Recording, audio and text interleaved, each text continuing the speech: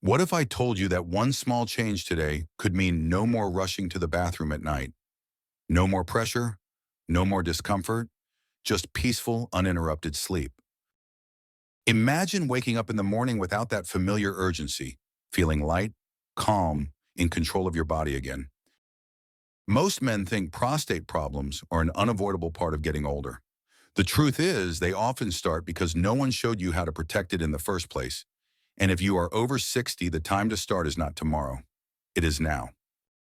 In this video, I'm going to share 3 simple daily habits that can help you keep your prostate calm and healthy. No expensive treatments, no painful procedures, just practical steps that work with your body, not against it.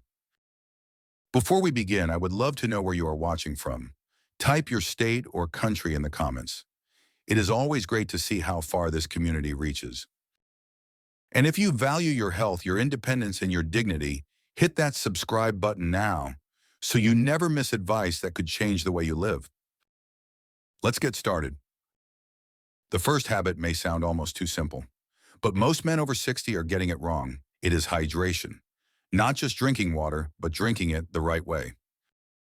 You might be thinking, I already drink water. I keep a bottle with me. I sip at meals. I am not dehydrated. But after 60, your body's relationship with water changes. Your kidneys work a little slower.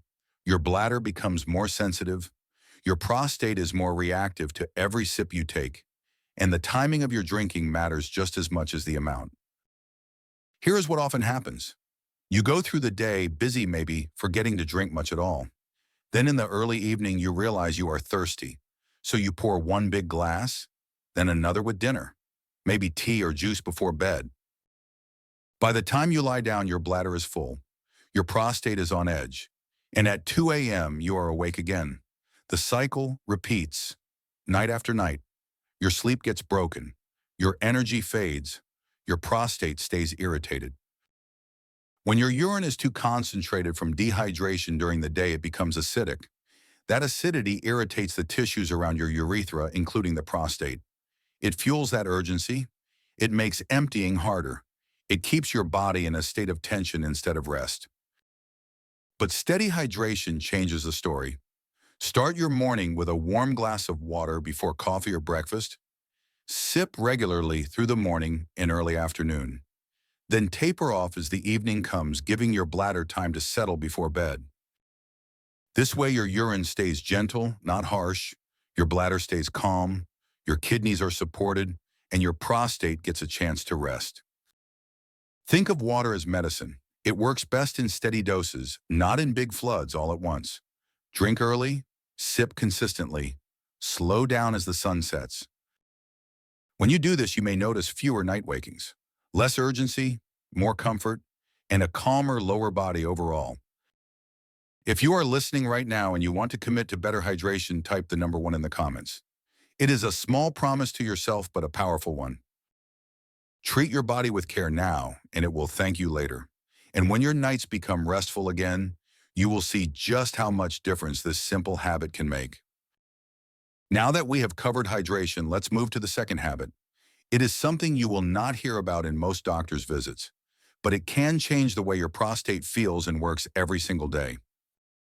The second habit is rarely talked about.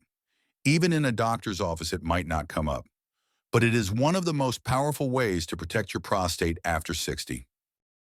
It is daily pelvic mobility. Picture where your prostate lives. It sits deep in your lower body. Your bladder is above it. Your rectum is behind it. Your pelvic floor muscles support it from below. And all around there is a network of blood vessels, nerves, and lymph channels flowing through the space. It is a busy neighborhood, but also a sensitive one. Now here's the problem. Most men spend most of their day sitting, breakfast, reading the news, watching television, driving, relaxing in a favorite chair. Stillness turns into stagnation. Muscles lose tone. Blood flow slows down. The lymph system, which clears waste and reduces inflammation, becomes sluggish. And what happens to the prostate? It swells, it becomes irritated. You might notice your bladder doesn't empty the same. It takes longer to start urinating. You wake more often at night. The pressure builds slowly, but it is always there. The good news is you can change this with even small amounts of movement. When you bring life back to the pelvic area, the muscles reawaken. Blood returns with fresh oxygen and nutrients. The lymph system sweeps away what doesn't belong. Inflammation begins to ease. Your bladder empties more completely. The pressure loosens. Your legs and core feel more stable. It is like waking up from a long nap. And no, this is not about heavy workouts or expensive equipment. It can start with simple things. A short walk after breakfast, gentle hip circles while you brush your teeth, standing every 30 or 40 minutes to take a slow lap around your home. Even small movements like rolling your shoulders, lifting your knees, or stretching your thighs send a signal to your body. This part of me is still active, still alive. One of the best things you can try is pelvic floor activation. Tighten the muscles you would use to stop the flow of urine. Hold, release, do it gently. Just a few minutes a day can help keep those deep muscles toned. These exercises are not about building muscle for looks. They are about keeping your internal plumbing working smoothly, about keeping pressure off your prostate. If you want to make a commitment to move more each day, type the word "move" in the comments. It might just be the reminder you need tomorrow morning. Your body was made to move. Give it that chance, and your prostate will thank you with calm, steady function. Now let's move on to the third habit. It is not something you will feel in your bladder first. You might notice it in your gut, but it has a powerful connection to your prostate health. The third habit is one many men overlook. It is not about what you drink. It is not about how you move. It is about what you feed your body. I'm talking about fiber, real natural fiber from food. Most men over 60 do not get enough. Our modern diet leans on white bread, cheese, processed meats, and heavy meals that slow digestion. We skip vegetables. We skip fruits with the skin. We skip whole grains. And when digestion slows, the trouble does not just stay in your gut. It shows up in your prostate. Here is why. When your bowels are backed up, when stool becomes dry or hard to pass, it creates physical pressure from behind. That pressure crowds the prostate. It irritates it. It keeps it from relaxing. Over time, that pressure becomes constant. It contributes to swelling. It fuels inflammation, and it makes urination even more uncomfortable. There is another problem too. When your gut does not move well, your gut bacteria get out of balance. This imbalance can raise inflammation throughout your whole body, including in the prostate. Constipation becomes a silent enemy. Men focus on bladder symptoms without realizing part of the cause is in the gut. But here is the good news.